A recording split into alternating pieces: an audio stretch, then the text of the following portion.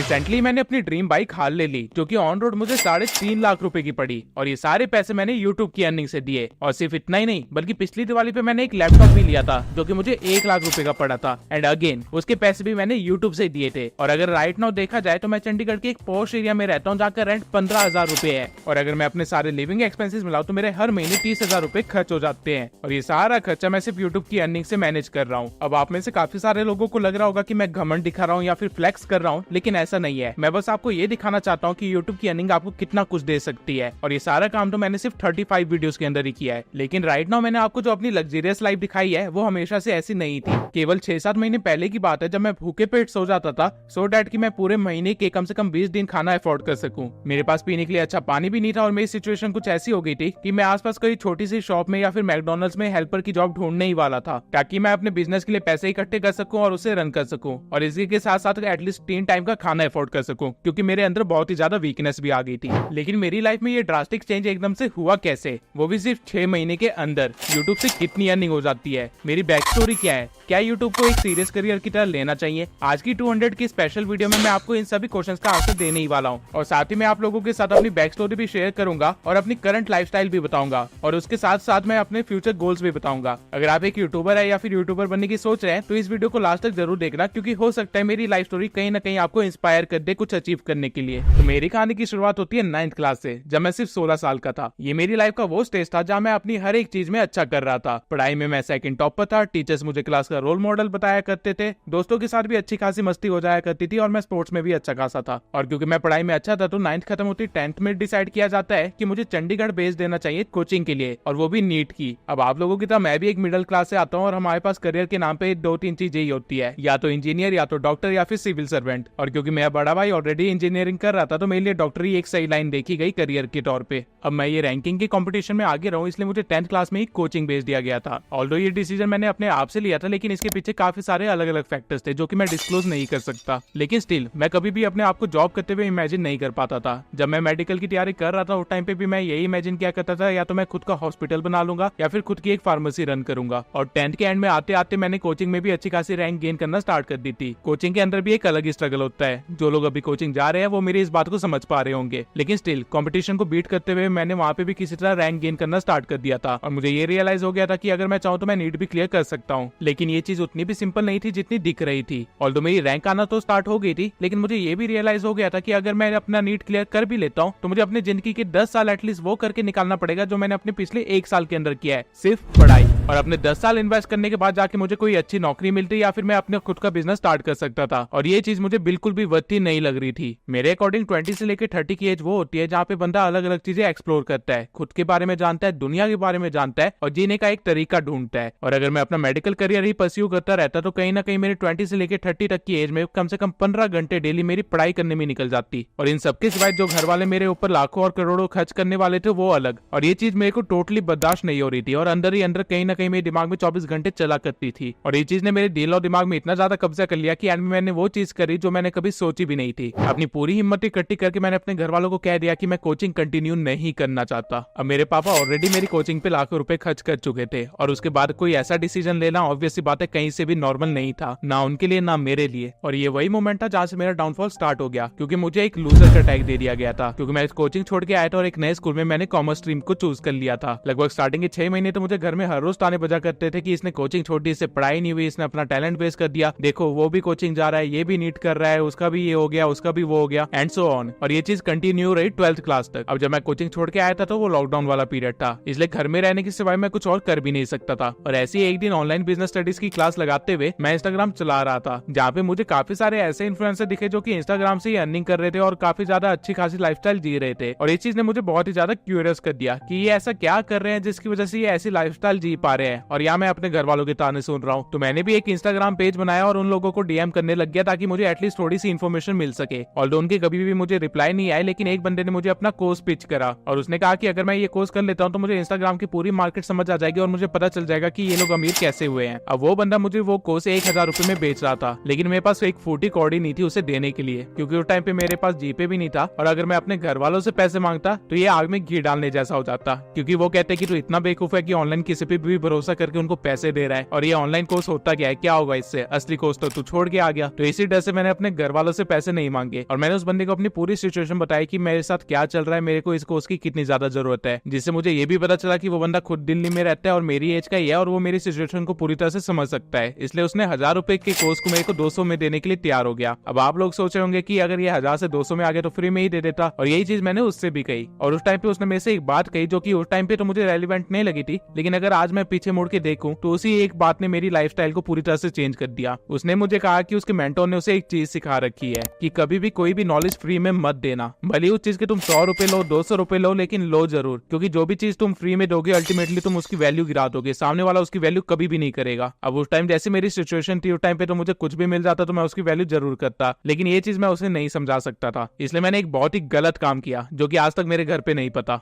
मैंने अपने पापा के फोन से चोरी चुपके से 200 रुपए की ट्रांजेक्शन कर दी। अब ऑल्दो ये अमाउंट इतना बड़ा नहीं था कि मैं अपने पापा से मांग नहीं सकता था या फिर वो मुझे इस अमाउंट के लिए कुछ बोलते, लेकिन पॉइंट ये था कि 200 रुपए मैं एक ऑनलाइन कोर्स के लिए दे रहा था। वो टाइम पे जस्ट लॉकडाउन स्टार्ट ही हुआ था, इसलिए ऑनलाइन जैसी चीज बिल्कुल भी ट्रस्टवर्दी नहीं थी। उनको तो यही लगने वाला था कि मैं अपने पैसे डुबा रहा हूँ, और इंडियन पेरेंट्स को ऑनलाइन का कॉन्सेप्ट समझाने से ज्यादा आसान मुझे चोरी करना लगा, और मैंने वही किया। अगेन मैं कह रहा हूँ कि ये चीज बहुत ही गलत थी, मेरे घर पे आज तक नहीं पता और ना ही पता चले तो अच्छा होगा। अब मैंने वो कोर्स ले तो लिया था और उसे 3-4 दिन के अंदर मैंने पूरी तरह से स्टडी भी किया और कंप्लीट भी कर दिया, जिससे मुझे एटलीस्ट मार्केट की थोड़ी बहुत नॉलेज तो पता चली गई थी। और उसी मोमेंट पे मुझे रियलाइज हुआ कि इंस्टाग्राम कितना बड़ा समंदर है और मैंने अभी जैसे उसके एक किनारे को पकड़ा है। लेकिन यहाँ पे अब मेरी मेंटेलिटी में एक चेंज आया और मेरी लाइफ में एक टर्निंग पॉइंट भी आया। अब मैंने अपने पापा से जो 200 रुपए चुराए थे वो कहीं ना कहीं मुझे वापस उनको देने थे किसी भी तरह, और मेरे पास अर्निंग का कोई और सोर्स नहीं था सिवाय जो कोर्स मेरे पास था उसी को रीसेल करने के। उस टाइम पे मुझे बुक पढ़ने का भी थोड़ा बहुत शौक था, तो मैंने एक बुक पढ़ी थी how to win friends and influence people. तो उस बुक से जितनी भी स्ट्रेटेजीज थी सेल्स की मैंने उसको जरा एक साइड पे लिखा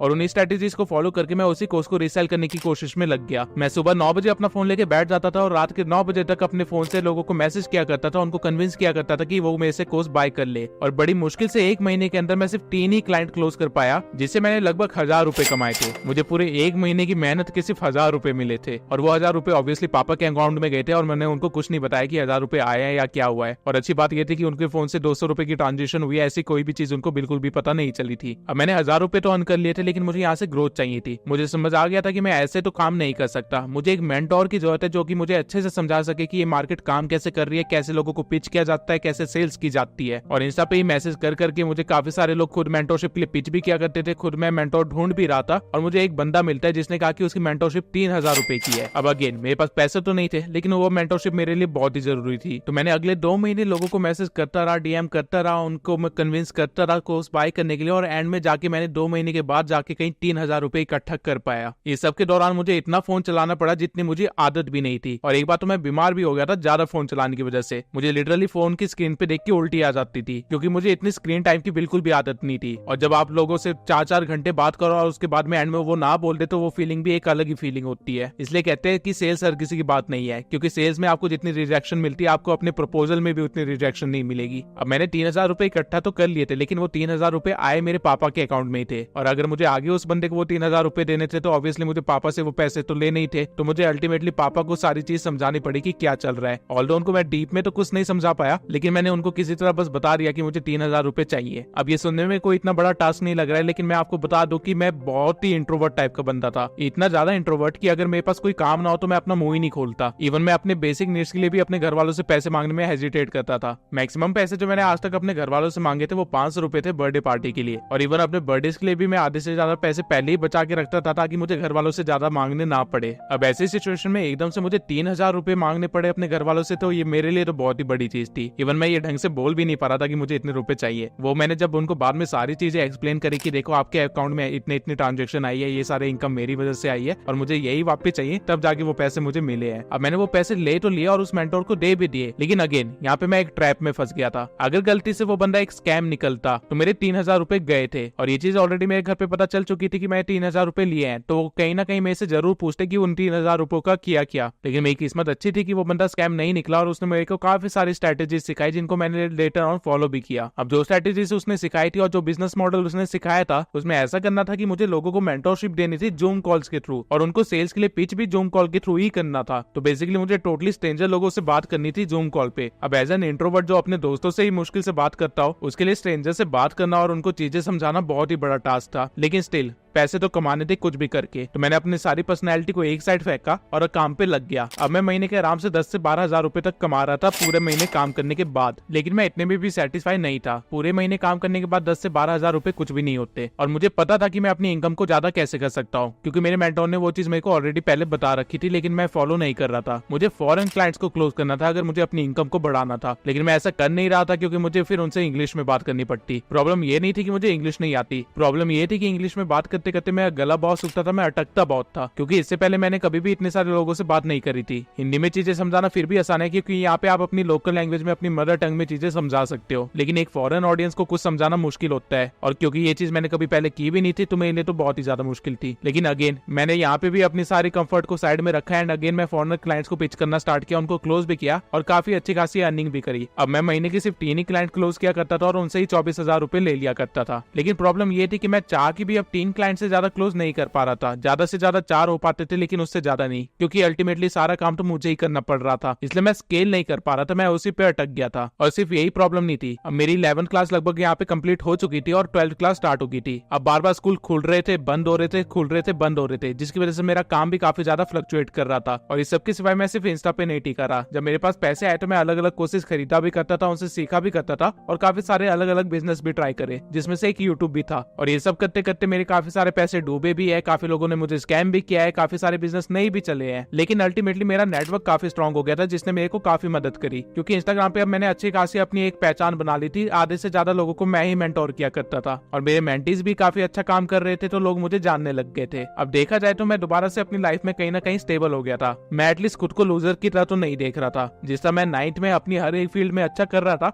वैसे मुझे लग रहा था कि मैं एटलीस्ट अपने एज ग्रुप वाले लोगों से तो अच्छा ही कर रहा हूँ। मेरी 12th भी लगभग कंप्लीट होने ही वाली थी और 12th कंप्लीट होते होते लगभग मैंने अपने जितने भी पैसे कमाए थे आधे से ज्यादा खर्च कर दिए थे, क्योंकि मुझे अपना इंट्रोवर्ट नेचर बहुत ही ज्यादा बड़ा इशू लग रहा था। इसलिए मैंने रियल लाइफ में भी काफी सारे दोस्त बनाए, उनके साथ हर जगह घूमने भी जाता था, रेस्टोरेंट्स में जाता था, ट्रिप्स पे जाता था और इन सब का खर्चा मैं कहीं ना कहीं अपने ही पैसों से उठाया करता था। मैं अपने घर वालों से पैसे मांगना यहाँ पे बंद कर चुका था। अब जैसे 12th कंप्लीट होती है मैं कॉलेज वगैरह के चक्करों में फंस गया और लगभग 3 महीने में बिल्कुल भी अच्छे से काम नहीं कर पाया अपने इंस्टा पेज पे, जिसकी वजह से मेरा पेज तो डेड हुआ ही, लेकिन स्टिल कहीं ना कहीं मैं अपनी अर्निंग वहां से निकाल ले रहा था। कॉलेज जाते टाइम मेरी थिंकिंग ये थी कि मैं कॉलेज जाऊंगा तो वहां मेरा नेटवर्क बनेगा, अच्छे अच्छे दोस्त बनेंगे जो कि अल्टीमेटली मुझे बिजनेस में फायदा करेंगे, लेकिन ऐसा कुछ भी नहीं था। कॉलेज सिर्फ मेरा टाइम बर्बाद कर रहा था, मेरे पैसे बर्बाद कर रहा था। 75% अटेंडेंस के चक्कर में मुझे बार बार कॉलेज जाना पड़ता था, जिसकी वजह से मैं अपना इंस्टा का बिजनेस कंटिन्यू नहीं कर पा रहा था। और इस सब की वजह से हुआ ही है कि जो मैंने इतनी मुश्किल से नेटवर्क बनाई थी, इतनी मुश्किल से अपनी एक पहचान बनाई थी, वो सिर्फ कुछ महीनों के अंदर ही खत्म हो गई। लगभग 3 महीने हो गए थे मैं अपने पेज पे कुछ पोस्ट नहीं कर पाया था, ना ही वहां से कोई क्लाइंट क्लोज कर पाया था। और इस चीज ने मुझे इतना फ्रस्ट्रेट किया कि मैंने कॉलेज जाना बंद कर दिया। मैं अब अपने पीजी में बैठ के क्लाइंट को क्लोज करने की कोशिश किया करता था, लेकिन अब मैं पहले की तरह क्लाइंट क्लोज नहीं कर पा रहा था, क्योंकि मेरे पास एक डेड पेज था। और ये सब करते करते जनवरी 2023 आ गया। अब जनवरी के आने तक तो मैं किसी तरह अपना इंस्टा हैंडल मैनेज कर रहा था, कॉलेज भी चला जाया करता था, एग्जाम भी दिया करता था, सब कुछ बैलेंस करने की कोशिश कर रहा था। लेकिन जनवरी से मैंने कॉलेज जाना ही बंद कर दिया। मैं लिटरली अपने पीजी में पड़ा रहता था और यही सोचता रहता था कि मुझे करना क्या है। मुझे इतना तो क्लियर था कि मैं जॉब नहीं करने वाला, और अगर मैं जॉब नहीं करने वाला तो मुझे डिग्री की कोई वैल्यू नहीं दिख रही थी। साथ में कॉलेज मेरे पापा के काफी सारे पैसे भी खा रहा था और वो चीज मेरे लिए बहुत ही ज्यादा हेडेक बन गई थी। जनवरी से मार्च तक मैं सिर्फ यही सोचता रहा कि मुझे करना क्या है। और इस सब के बीच में मैंने अपने एमएसटी भी मिस किया और अपना सेमेस्टर एग्जाम भी नहीं दिया। और मार्च के एंड में मैंने एक ऐसा डिसीजन लिया जो कि मेरे घर वालों के लिए काफी शॉकिंग था। जो लूजर का टैग अभी बड़ी मुश्किल से गायब हुआ था, उसे अगेन मैंने अपने सर पे छाप लिया। मैंने मार्च के एंडिंग में अपने घर पे जाके ये बोल दिया कि मैं कॉलेज कंटिन्यू नहीं करना चाहता, मैं ड्रॉप आउट कर रहा हूँ। अब कहीं ना कहीं ये चीज मेरे दिमाग में जनवरी में ही आ चुकी थी, लेकिन इसको मेरे मुंह तक आने में कम से कम 3 महीने लग गए। और जैसे मैंने ये चीज बोली, मेरे घर वालों ने नॉर्मल इंडियन पेरेंट्स की तरह ही रिएक्ट किया कि मैं पागल हो गया हूँ, ऑनलाइन क्या ही कर लेगा, अगर कॉलेज नहीं करेगा तो क्या करेगा, बिना डिग्री के कैसे जिएगा, पहले कोचिंग छोड़ दी अब कॉलेज छोड़ रहा है, कुछ नहीं कर सकता जिंदगी में। ऐसी चीजें एटलीस्ट मुझे काफी टाइम तक सुनने को मिली। और एंड में जाके मैंने अपने पापा के साथ एक डील करी, जिसकी वजह से मुझे एटलीस्ट कॉलेज छोड़ने का एक मौका मिल गया। मैंने अपने पापा से ये डील करी कि मुझे 2 साल दे दीजिए अपना कोई भी काम करने के लिए। अगर 2 साल में मेरा कुछ हो जाता है तो वेल एंड गुड, अगर नहीं होता है तो मैं आप लोगों के साथ गाँव जाऊंगा और जो भी आप लोग कहोगे वो करूंगा। अब गाँव में मेरे पापा का बिजनेस है, लेकिन उस चीज को कंटिन्यू करने में मेरा कोई इंटरेस्ट नहीं था, मैं खुद का कुछ बनाना चाहता था। इसलिए मैंने पापा के सामने ये डील रखी ताकि मुझे 2 साल का टाइम मिल सके। और ये डील सामने रखने के बाद मेरे लिए घर पे रहना बहुत ही बड़ी प्रॉब्लम थी, क्योंकि हर रोज वो लोग देखते कि मैं क्या कर रहा हूँ क्या नहीं कर रहा हूँ, मेरे फेलियर उनको दिखते, मेरी सक्सेस अगर हो जाती तो वो भी दिखती, लेकिन फेलियर दिखने के चांसेस ज्यादा थे। इसलिए मैंने कॉलेज ड्रॉप आउट करने के बाद घर तो नहीं आया, बल्कि मैं चंडीगढ़ ही शिफ्ट हो गया, वही सिटी जहाँ से सब कुछ स्टार्ट हुआ था। मैं चंडीगढ़ वापस आया और यहाँ पे एक छोटी सी कोचिंग ज्वाइन कर ली ताकि मेरे घर वाले मुझे वापस ना बुलाएं। बोला है। करंटली मैं एनिमेशन की कोचिंग कर रहा हूँ और ये रीजन है कि मैं अभी तक चंडीगढ़ में रहता हूँ। अब मैं चंडीगढ़ आ तो गया था अपने घर वालों के साथ डील करके, लेकिन यहाँ पे मेरे पास लिटरली कुछ नहीं था। यहाँ पे मैं पीजी में नहीं रह सकता था क्योंकि मुझे अकेले काम करना था, इसलिए मुझे फ्लैट ढूंढने पड़े। और फ्लैट ढूंढने के लिए लिटरली मैं कई सारे सेक्टर पैदल चलाऊं, लेकिन मुझे फ्लैट नहीं मिल रहे थे, इसलिए मुझे ब्रोकर का सहारा लेना पड़ा। और यहाँ से मेरे एल लगना स्टार्ट हो गए। मेरे पास सिर्फ 30,000 की सेविंग थी, जिससे मैं सोचा था कि उससे मैं अपना रेंट भी कवर कर लूंगा, अपना बिजनेस भी कंटिन्यू कर लूंगा, अपने एक्सपेंसेस भी उठा लूंगा एटलीस्ट 1 महीने के लिए, और अगले महीने के एक्सपेंसेस उठा सकूं उतना मैं काम तो मैं कर ही लूंगा। लेकिन हुआ ये कि एक ब्रोकर ने मेरे साथ स्कैम कर दिया, जिसकी वजह से मुझे सीधा 15,000 रुपए का लॉस हो गया और मेरे पास अब सिर्फ 15,000 ही रुपए बचे थे। और प्रॉब्लम ये थी कि उस बंदे ने मेरे साथ स्कैम ऐसे टाइम पे किया जब मैं सारा बैग लेके शिफ्ट होने के लिए रेडी बैठा हुआ था, और उसने मेरे मुंह पे बोल दिया कि रूम ही नहीं है। अब ये लंबी कहानी है कि उसने मेरे साथ स्कैम एग्जैक्टली किया कैसे, ये किसी दिन और मैं आपको एक पॉडकास्ट में बताऊंगा। लेकिन अभी के लिए आप सिर्फ इतना समझ लीजिए कि मेरे पास सिर्फ 15,000 रुपए बचे थे। मैं बैग लेके सड़क पे खड़ा था और मेरे पास कोई जगह ही नहीं थी जाने के लिए। मैं घर वापस नहीं जा सकता था क्योंकि जस्ट पहला ही दिन था और मैं अपना 15,000 का लॉस कर चुका था, और ऐसी शक्ल लेके मैं घर जाऊं इतनी मेरे में हिम्मत नहीं थी। तो मैंने अपनी उम्मीद नहीं खोई, मुझे ऑन द मोमेंट जो भी फ्लैट मिल रहा था मैंने वो ले लिया, और मुझे एक फ्लैट मिला 15,000 रुपए का। लेकिन मेरे पास कोई चॉइस नहीं था बार्गेन करने का या कुछ भी करने का, मुझे वो फ्लैट लेना ही पड़ा। तो मैंने वो 15,000 रुपए जो मेरे पास बचे थे वो एज ए रेंट दे दिए, लेकिन अभी भी सिक्योरिटी देना बाकी था। तो मैंने अपने दोस्तों से पैसे उठा लिया और सिक्योरिटी भी दी। अब मैं शिफ्ट हो गया था, सामान भी रख दिया था, लेकिन पॉइंट ये था कि अब मेरे पास खाने के पैसे नहीं बचे, मेरे पास अपना बिजनेस कंटिन्यू करने के भी पैसे नहीं बचे। मैं घर से निकलते ही लिटरली सड़क पे था, मेरे पास कहने के लिए बस एक रूफ था, उसके सिवाय कुछ भी नहीं। तो अगेन मैंने अपने दोस्तों से थोड़े और पैसे उठा लिए ताकि एटलीस्ट मैं बिजनेस कंटिन्यू कर सकूं और अपने टिफिन सर्विस के पैसे दे सकूं। इस मोमेंट पे मेरे सभी दोस्तों ने काफी ज्यादा हेल्प करी और इसके लिए मैं बहुत ज्यादा ग्रेटफुल भी हूँ कि मेरे पास ऐसे दोस्त भी है। लेकिन मैंने एक्चुअली में अपने दोस्तों को भी नहीं बताया कि मेरे साथ चल क्या रहा था। उनको मैंने बस ये बताया कि मुझे पैसों की जरूरत थी और उन्होंने भेज दिए। मेरी सिचुएशन क्या चल रही थी ये किसी को नहीं पता था सिवाय एक बंदे को छोड़ के जो मेरे साथ ही था।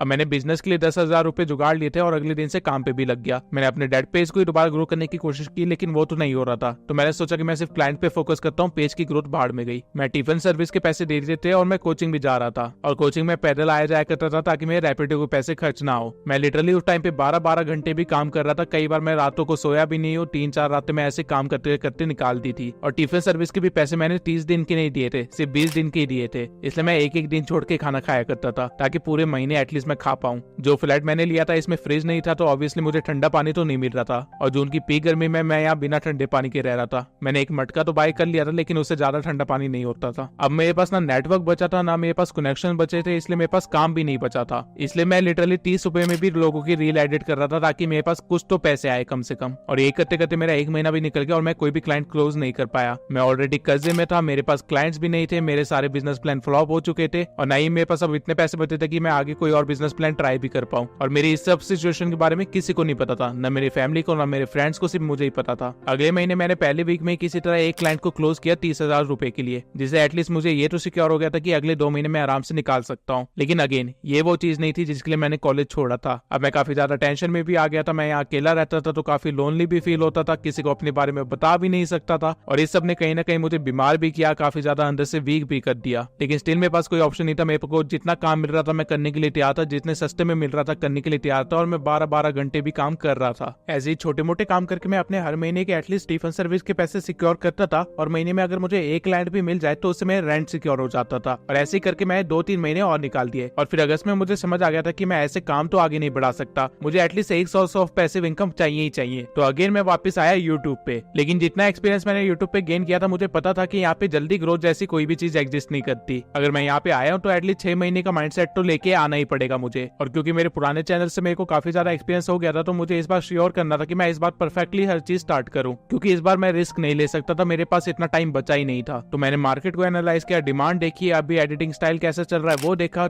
एडिटिंग थोड़ी बहुत सीख की भी। 1 हफ्ते के अंदर मैं जितना सीख सकता था मैंने सीखा और स्टार्ट कर दिया। मेरे पास इक्विपमेंट्स भी नहीं थे। अगर आप मेरी पहली वीडियो जाके देखोगे तो आप देख सकते हो उसकी एडिटिंग कितनी लो लेवल है, उसमें मेरी वॉइस ओवर कितनी लो लेवल है, और कैसे मैंने उस पर काम कर रखा है। लेकिन स्टिल मैंने वो वीडियो अपलोड करी और मैंने तय कर लिया था कि हर हफ्ते एटलीस्ट एक वीडियो अपलोड करूंगा, और ये काम मैं 6 महीने तक करता रहूंगा। जितनी मैंने नॉलेज गेन करी है ऑनलाइन बिजनेस के बारे में, मैं सब कुछ रिवील कर दूंगा। मेरा सोल मोटिव ये था कि मैं 6 महीने के अंदर अपने चैनल को एटलीस्ट मोनेटाइज कर लो, रियल वैल्यू प्रोवाइड करके, ताकि फ्यूचर में मुझे प्रॉब्लम ना हो। एटलीस्ट 2 साल बाद मैं एक अच्छी सिचुएशन में हूँ, मुझे गाँव ना जाना पड़े। लेकिन अगेन ये 6 मंथ का ड्यूरेशन कैसे पार होगा इसके बारे में मुझे कोई आइडिया नहीं था। अगस्त से सितंबर हुआ, सितंबर से अक्टूबर, और अक्टूबर में कहीं ना कहीं मेरी सिचुएशन ऐसी आ गई थी कि मैं अपने रेंट के पैसे अगेन निकाल नहीं पा रहा था, क्योंकि यूट्यूब मेरा पूरा टाइम ले रहा था। इसलिए मैं इंस्टाग्राम पे कोई भी क्लाइंट क्लोज नहीं कर पा रहा था, और छोटे मोटे काम से मैं सिर्फ टिफिन सर्विस के पैसे दे पा रहा था। तो मुझे कहीं ना कहीं इस चीज की बहुत ही जरूरत लगने लगी थी कि मैं कहीं पे जाके एटलीस्ट हेल्पर की जॉब कर लेता हूँ ताकि मैं अपना रेंट पे कर सकूं। मैं सिर्फ 2 दिन ही दूर था अप्लाई करने के लिए मैकडोनल्ड्स के अंदर, लेकिन तभी मेरी वो ध्रुव राठी वाली वीडियो वायरल हो गई और वहां से मुझे एक होप आया कि शायद मैं काम आगे बढ़ा सकता हूँ। मैंने सब कुछ छोड़ छाड़ दिया और मैं टोटली फोकस हो गया यूट्यूब के ऊपर। इंस्टाग्राम पे मैंने ध्यान नहीं दिया, इंस्टाग्राम से जो क्लाइंट आ रहे थे मैंने उनको भी छोड़ दिया। छोटे मोटे काम जो मैं कर रहा था अपने टिफिन सर्विस के पैसे देने के लिए मैंने उनको भी छोड़ दिया। यहाँ पे अगेन मैंने एक रिस्क लिया अपने यूट्यूब चैनल के लिए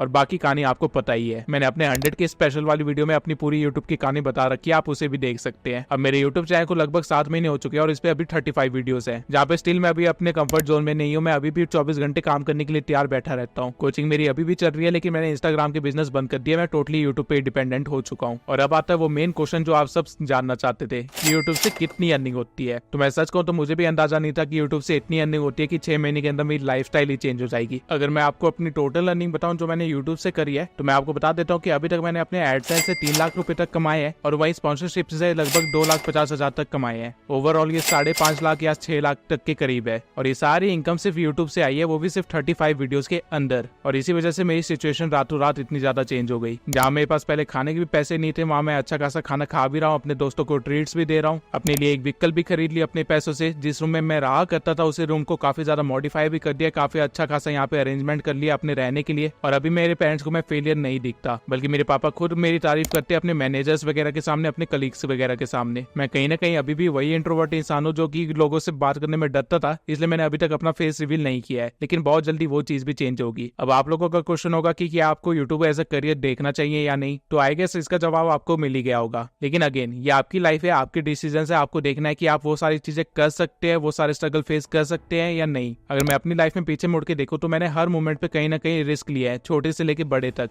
लाखों रुपए कमाने के लिए मैंने 10,000, 20,000, 30,000, 40,000, 50,000 से भी ज्यादा रुपए डुबाए होंगे। कॉलेज छोड़ना एक बहुत ही बड़ा डिसीजन था जो मैंने लिया है और कहीं ना कहीं शायद मैं उसे अभी चेंज भी करूं। लेकिन आपको क्या लगता है मेरी लाइफ का सबसे बड़ा डिसीजन कौन सा था जिसने मुझे आज ऐसा बनाया है? कमेंट में जरूर बताना। अगर आप मेरी राय पूछेंगे तो मेरे लिए सबसे बड़ा डिसीजन वो 200 रुपए चुराना था, क्योंकि अगर उस बंदे ने उस दिन मुझे वो प्रोडक्ट फ्री में दे दिया होता, वो कोर्स फ्री में दे दिया होता, तो मैं बिल्कुल भी मेहनत न करता पैसे वापस कमाने के। लेकिन उस बंदे ने मेरे से 200 रुपए की चोरी करवाई, जिसकी वजह से मैं पैसों के पीछे इतना भागा कि आज मैं इस स्टेज पे पहुंच पाया हूँ। एंड अगेन ये एंड नहीं है, बल्कि अभी मेरे पास बहुत सारे बिजनेस प्लान है जिनको मैं एग्जीक्यूट करूंगा। आप सभी लोगों ने कहीं ना कहीं सब्सक्राइब करके मेरे साथ मेरी जर्नी में कनेक्ट हुए हैं, तो मैं चाहूंगा कि आप मेरे को फ्यूचर में भी देखते रहे ताकि आपको पता चल सके कि मैं कहां से निकला था, क्या कर रहा हूं और कैसे कर रहा हूं। आई होप ये 200 की स्पेशल वीडियो आपके लिए कहीं ना कहीं इंस्पायरिंग होगी और मेरी कहानी ने आपको बहुत सारी चीजें सिखाई भी होगी। ऑल्दो इन कहानियों में मैं आपको पूरी डिटेल नहीं बता पाया क्योंकि वीडियो ऑलरेडी काफी लंबी जा चुकी है, लेकिन अगर किसी दिन मैं पॉडकास्ट करता हूँ तो आप लोगों को श्योर पूरी कहानी डिटेल में बताऊंगा, तब आपको पता चलेगा कि इस कहानी के अंदर कितनी ज्यादा इंटेंसिटी थी। और मैं अपनी सारी वीडियोस में इतनी ज्यादा नॉलेज फ्री में इसलिए देता हूँ क्योंकि मुझे पता है कहीं ना कहीं कोई ना कोई बंदा मेरी तरह ही स्ट्रगल कर रहा होगा, तो मैं चाहता हूँ कि वो बंदा ये मेरी वीडियोस देख के एटलीस्ट वो स्ट्रगल फेस ना करे जो मैंने किया है। इसलिए मैं अपनी वीडियोस बिल्कुल ट्रांसपेरेंसी के साथ बनाता हूँ। तो इसी के साथ इस वीडियो को खत्म करते हैं। आई होप आपको ये कहानी सुनने में मजा आया हो।